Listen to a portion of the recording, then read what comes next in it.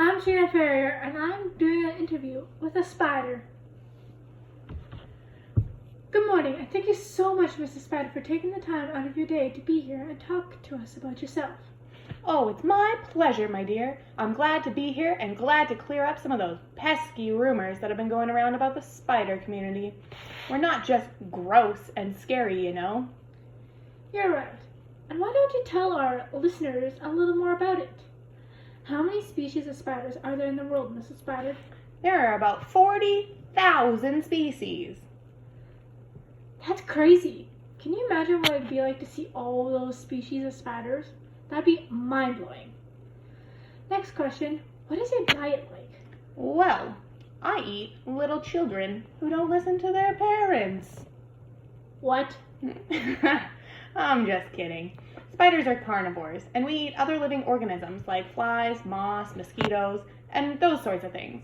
Sometimes bigger spiders will eat bigger organisms, but the spiders you see in your house and in your backyard are only there to eat little pests.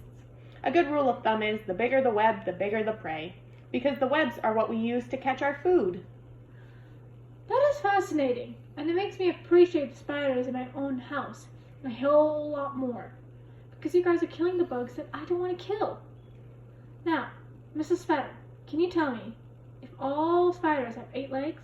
What an excellent question. Yes, we do. Every single spider has 8 legs, and that's how you can tell us apart from other bugs and insects in the wild. Are all spiders poisonous? No, don't be silly. Some spiders, like the black widow spider, have venom, and they're poisonous, but most spiders are not. Most of us are friendly and harmless. Well, I can tell from talking to you that you certainly are friendly, Mrs. Spider. My next question for you is, what is the largest species of spider on Earth? Oh, no questions asked. That would be the tarantula. They are so large they make me look like a pea next to a pumpkin when I stand beside them. They can grow up to 28 centimeters. Wow, I would love to see that. So our listeners at home are probably wondering, if spiders come in such a variety of shapes and sizes, do you also come in a variety of colors? Why, yes, we do. Spiders come in every single color imaginable. And the reason is so that they can fit into every environment and ecosystem imaginable. They want to be able to camouflage themselves to their environment so they can hunt.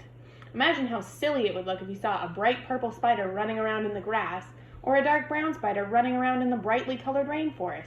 They'd never be able to hunt anything because their prey would always see them coming. That makes a lot of sense, Mrs. Spider. It is just like when humans wear tree-colored camouflage suits to go out in the bushes and shoot deers without being seen. Speaking of hunting, where would you say that spiders fit in the food chain? We're smack dab in the middle of it, Sheena. As spiders, we eat lots of bugs and insects that are smaller than us, and then we tend to get eaten by things that are bigger than us, like birds. Wow, you must be scared every time you look up in the sky then? You'd think so, but it isn't so bad. When you understand how the ecosystem works, and you learn that everything needs to live and die and feed off one another to survive, and to help the planet maintain homeostasis, you don't fear being eaten anymore because you know you're a part of something bigger and more important. Well, I think that beautiful speech is a great place to finish our interview, Mrs. Spider. I want to thank you again for coming in and chatting with us. On behalf of myself and all of our listeners here at Sheena's Nature Radio, have yourself a wonderful day. Thank you so much for having me. And the last thing I want to say before I go is don't be afraid of spiders. We're just friendly little consumers.